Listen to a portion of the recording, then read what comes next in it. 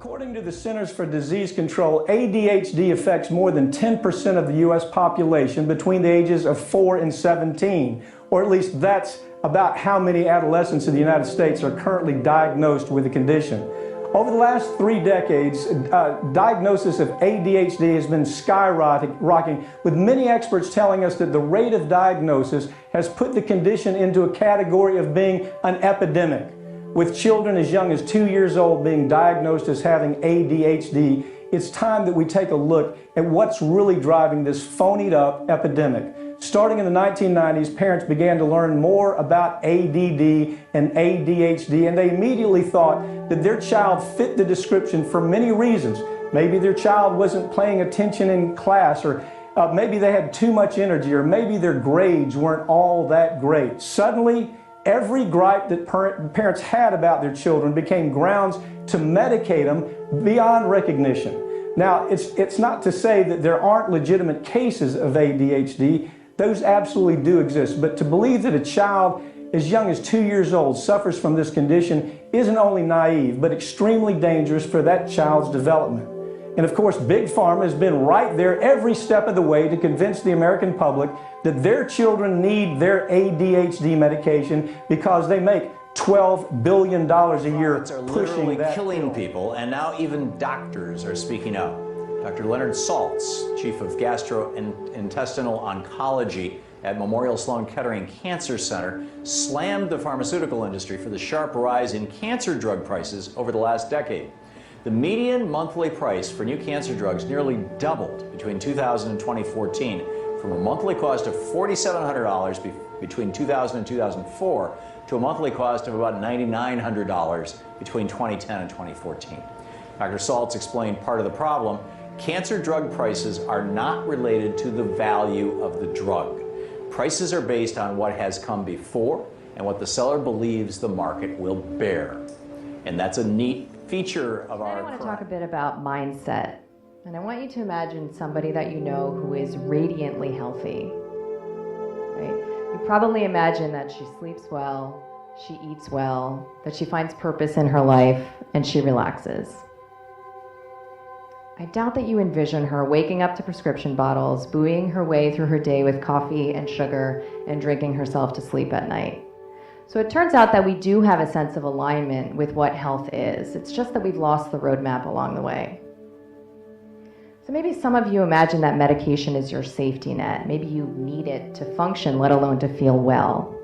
Maybe you've been to 2, 3, 5, 15 different doctors, even expert specialists, and you're bumping up against the glass ceiling of what conventional medicine has to offer, because nobody is asking the question, why? Maybe you've tried your hand at integrative medicine. Aren't there great natural complements for all that conventional medicine has to offer? Can't we have the best of both worlds? I'm here tonight to tell you that the only path to true and lasting wellness is leaving conventional medicine behind. Because this is not just about symptom suppression, it's about health freedom. Rheumatoid arthritis is a chronic disease affecting more than 1.3 million Americans and as much as 1% of the worldwide population. The specific cause of rheumatoid arthritis isn't known, and there's no known cure for the disease. Rheumatoid arthritis is one of the most common autoimmune disorders, and symptoms are triggered when a person's antibodies attack the synovial joint fluid and causes chronic inflammation. Actemra is an immunosuppressive medication used to treat the symptoms of moderate to severe rheumatoid arthritis. The medication was first approved by the FDA in 2010.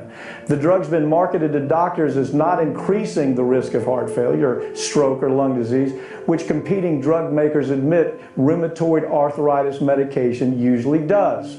The problem is that Actemra absolutely does carry those risks, and the manufacturer seriously misled the FDA and doctors in order to sell its drug. According to medical journalism organization STAT, Patients taking Actemra are 50% more likely to suffer a heart attack or stroke than patients using Enbrel or a competing drug. In fact, STAT analyzed more than 500,000 reports of adverse events during treatment with rheumatoid arthritis drugs and found evidence that the risks of heart attacks, strokes, heart failure, and other conditions were as high or even higher for some patients treated with Actemra than they were for patients treating with competed drugs. In other words, they out and out lied to the FDA and medical doctors about Actemra's dangers. The failure of Actemra to carry a proper warning has led doctors to overly prescribe this medication to individuals who are susceptible to heart and lung injuries, and it's led doctors to fail to monitor these patients more closely for potential harm. Drug makers Roche and Genentech, the manufacturers of Actemra, are now facing thousands of lawsuits. Plaintiffs' attorneys claim that Roche and Genentech failed to properly test Actemra before placing it on the market. They failed to warn doctors and patients that the medication was just as likely to cause serious injuries as competing drugs. They concealed evidence of the dangers of the drug from the government and the public. And the drug makers misrepresented the safety of the medication in its marketing material and publication. Pretty much a grand slam of fraud. Patients have a right to be able to make informed choices about what medications they take. But when you have a drug company that hides the real dangers of their drugs from doctors, it becomes impossible for consumers to make an informed choice. And make no mistake, that's exactly what Big Pharma wants, because people, the very time they start questioning the safety of a drug, the profits of those big drug companies begin to fall. Today is that psychiatric drugs are much, much more dangerous than you've ever been led to believe by the doctors who are prescribing them. I call myself Elaine Moncton. I was a medical doctor for 25 years until I found out what the medical system was all about. And I wrote a book entitled The Medical Mafia.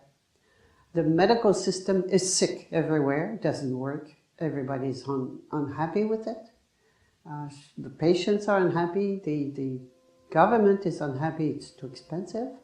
The doctors, physicians are unhappy, everybody's unhappy with the system, but it still goes on. So why does it still go on? Somebody must be happy with it. And yes, big money, big pharma is happy with the system. And should it be then that they control it? Yes, they control it from A to Z. You have to know that medical schools, all the media, even the medical journals, the newspapers, the television, radio, are totally controlled by big money. Each year, close to 11% of the entire population here in the United States will undergo an MRI scan. And a lot of those MRI scans use some kind of contrast agent, which allows doctors, radiologists to get a better look at what's happening inside of the patient. But some of those contrast agents use a rare earth chemical element, really, known as gadolinium. And that gadolinium can cause huge problems in the human body. I have got Kim Adams, attorney, with me right now to help tell us the story of gadolinium and what is happening to patients all over this country. So Kim, these gadolinium lawsuits, there was a spate of them actually back about 10 years ago, really. So the ones that have come up today are similar, but they're not identical. So what are we looking at today in terms of gadolinium use in this contrast agent? Right, well, thanks for having me. I think that it's important to have a little bit of backstory. The first gadolinium case involved people who had impaired kidney function. And those people that were getting this heavy metal contrast agent, which is gadolinium, as you've mentioned, were being diagnosed with an illness called NSF. So today, fast forward, we're finding that a lot of those same symptoms, NSF had symptoms like skin thickening, discoloration, bone pain, and just a lot of other types of neurological injuries or symptoms that we're seeing that we didn't necessarily see back then, we're seeing now come forward in people with perfectly functioning kidneys or near perfect functioning kidneys. And gadolinium toxicity can cause the nephrogenic systemic fibrosis that you mentioned, NSF. That can actually end up impairing the kidneys, according to the Mayo Clinic. So this gadolinium is a rare earth metal. It is actually highly toxic in its normal form, just found in nature or synthesized in a lab. It has to go through a special kind of chelation just to make it less toxic. And so we're using this in contrast agents for MRIs because it is a metal and because it reacts better with the magnets. It gives doctors a clearer picture.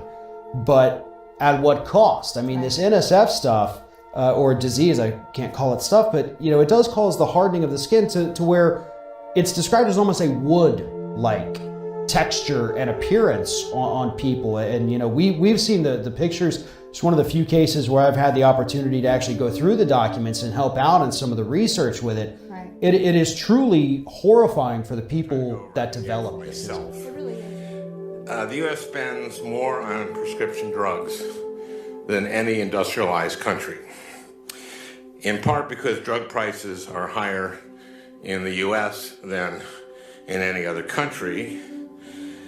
The drug industry pushes back and says that these price comparisons don't take into account the discounts that manufacturers give to insurers and other actors in the system.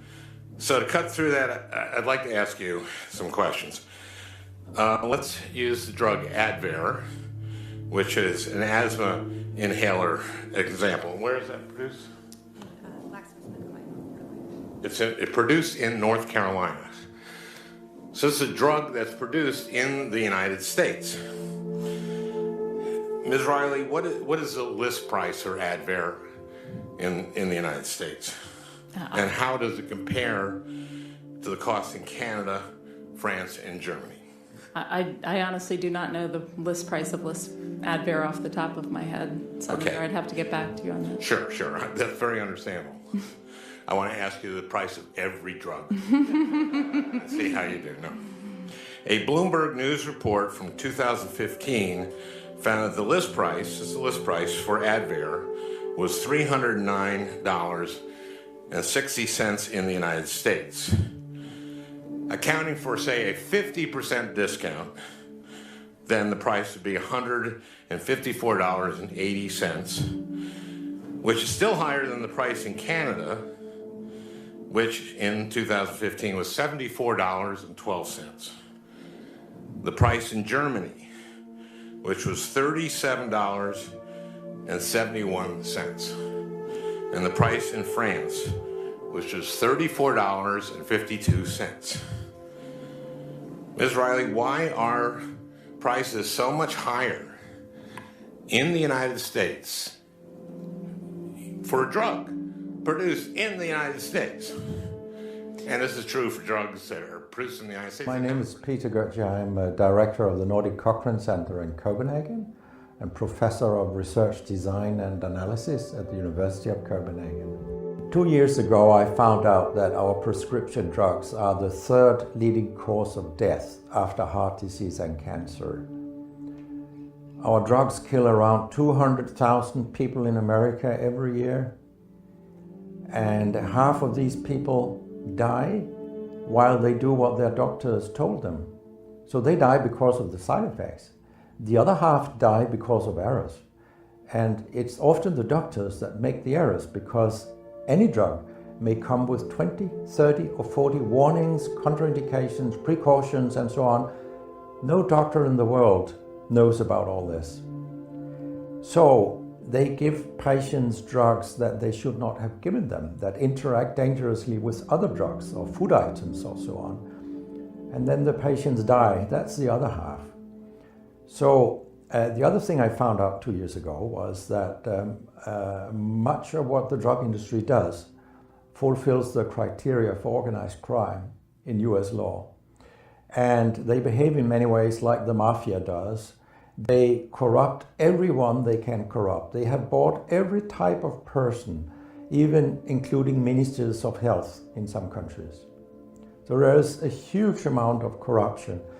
In my country, for example, Denmark, we are regarded as having very little corruption. But yet we have thousands of doctors on industry payroll, although we are just 20,000 doctors. So this is an effective kind of corruption. The drug industry buys the professors first, then chiefs of department, then other chief physicians and so on. They don't buy junior doctors. So when several thousands are on industry payroll, it's really, really bad.